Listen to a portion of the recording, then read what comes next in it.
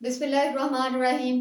अस्सलाम वालेकुम स्टूडेंट्स। हमने स्टार्ट किया हुआ था सेकेंड ईयर केमिस्ट्री का चैप्टर नंबर 8 और चैप्टर नंबर 8 से सबसे पहले हमने नॉमेनक्लेचर के टॉपिक्स को डिस्कस किया। फिर हमने टॉपिक स्टार्ट किया अल्केन्स का।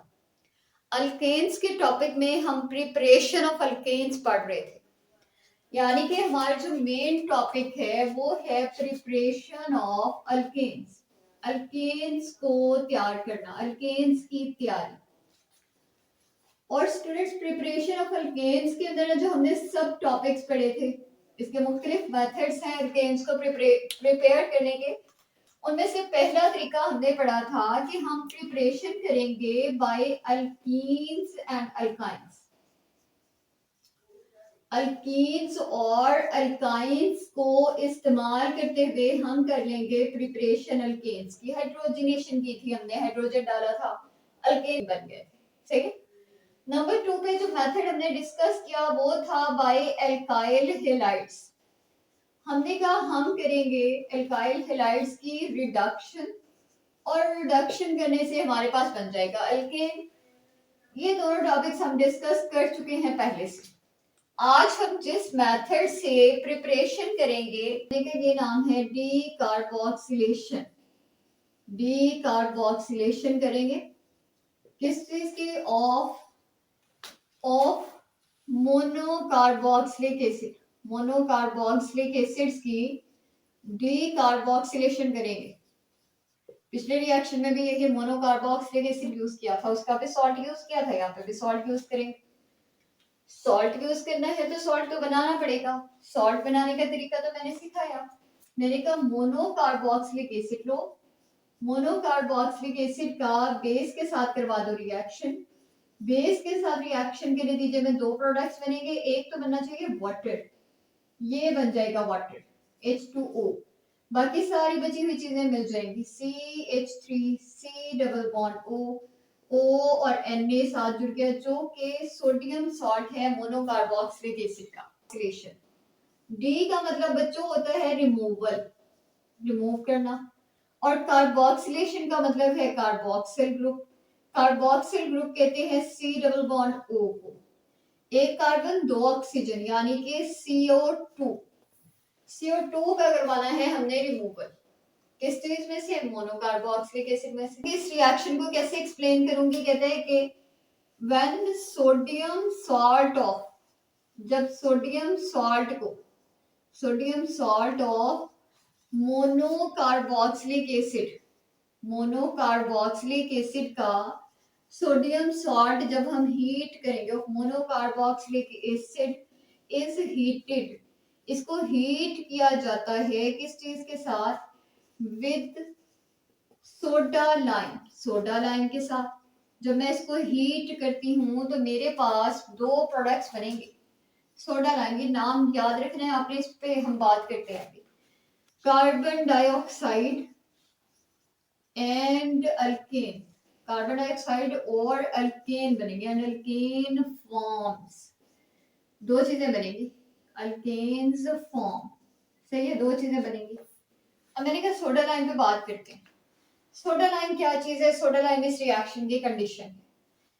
तो कंडीशंस में जब मैं कंडीशन लिखूंगी तो एक चीज मैं लिखूंगी कि मुझे चाहिए सोडा लाइम, सोडा लाइम चाहिए मुझे। दूसरी चीज मुझे क्या करना है? हीट करना है। सही। सोडा लाइम देखें क्या चीज है। कहते हैं सोडा लाइम बनाने के लिए ना NaOH लो, कास्टिक सोडा कहते हैं इसको। इस कास्टिक सोडा के अंदर डाल दो CaO, क्विक लाइम कहते हैं इसको।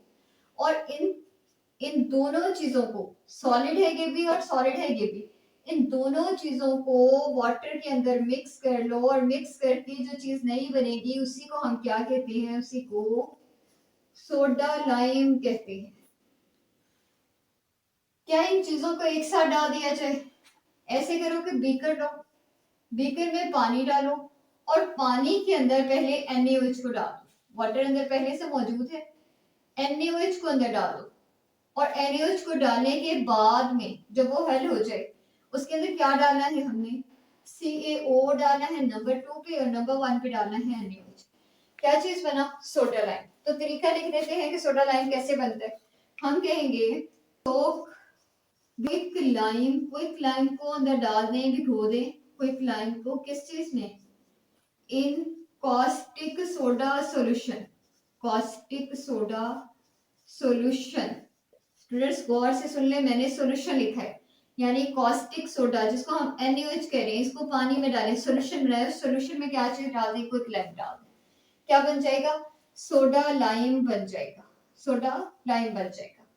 फिर कहते हैं कि रिएक्शन होगा, और रिएक्शन में मैंने कहा पहली दफा जो मैं रिएक्शन लिखती हूँ ना, वो जनरल रिएक्शन लिखती हूँ, उसमें मैं ये नहीं बताती कि मैंने कौन सा अल्काइल ग्रुप यूज किया, तो मैं एक जनरल रिएक्शन लिख रही हूँ जिसमें मैं मोनो कार्बोक्सिलिक एसिड का सोडियम सॉल्ट यूज करूंगी।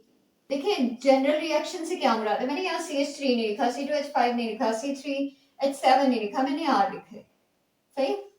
अब इसको हमने क्या करना था, इसको हमने हीट करना था, लेकिन किस चीज की मौजूदगी में, कॉस्टिक सोडा और क्विक लाइम की मौजूदगी में।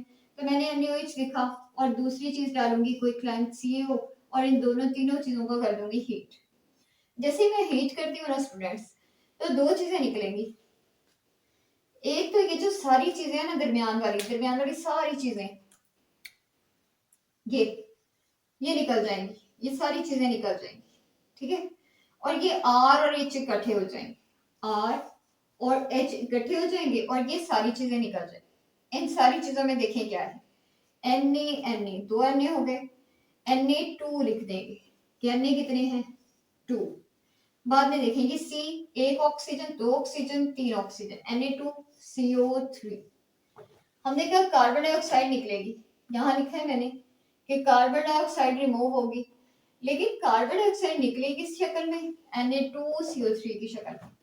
ये हमारा अल्केन बन गया, RH अल्केन है। कैसे पता चला ये अल्केन है, R कहते हैं अल्काइल ग्रुप को, अल्काइल ग्रुप यानी वो अल्केन जिसमें से एक हाइड्रोजन निकल चुका था, अल्केन ही था लेकिन एक हाइड्रोजन निकला हुआ था, उसने अपना हाइड्रोजन वापस लिया और वापस लेके क्या बन जाएगा, अल्केन बन जाएगा।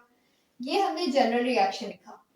अब हम लिखते हैं इसका स्पेसिफिक रिएक्शन, और किताब ने स्पेसिफिक रिएक्शन दिया हुआ है सोडियम प्रोपेनोएट का, सोडियम प्रोपेनोएट, प्रोपेन, प्रोपेन नाम आ रहा है फर्स्ट स्टार्ट में, CH3 CH2 CH2 प्रोपेन, और प्रोपेन से एक हाइड्रोजन निकाल के प्रोपाइल, और इसका क्या बनेगा, प्रोपेनोएट, सोडियम सॉल्ट बनेगा इसका,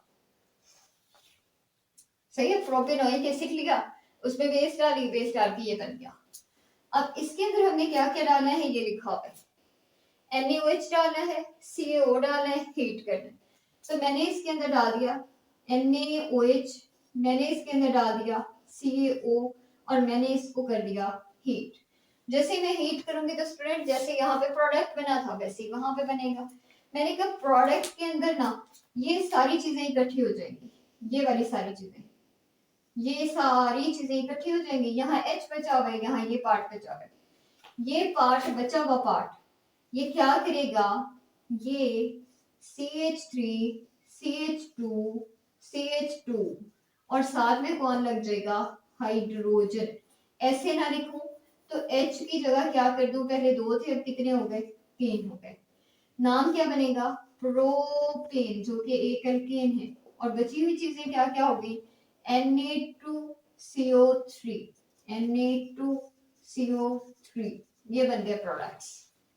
स्टूडेंट्स मैंने कहा कि ये जो मेथड है ना, सेकंड मेथड, इलेक्ट्रिसिटी का यूज नहीं होता इसमें, इलेक्ट्रिसिटी का यूज ना होने की वजह से ये इलेक्ट्रोलिसिस नहीं है, और अगर इलेक्ट्रोलिसिस करूंगी इसी की तो कॉल्स मेथड कहलाएगा, अगर इलेक्ट्रोलिसिस नहीं करूंगी तो डी कार्बोक्सिलेशन कहलाएगा। ये है हमारा आज का लेक्चर। उम्मीद है कि आपको सब समझ आ गया होगा। अगर कुछ समझ नहीं आया, कोई आपको गलतियां मिल गई हैं तो वो आप कमेंट सेक्शन में जरूर लिख सकते हैं। अल्लाह हाफिज।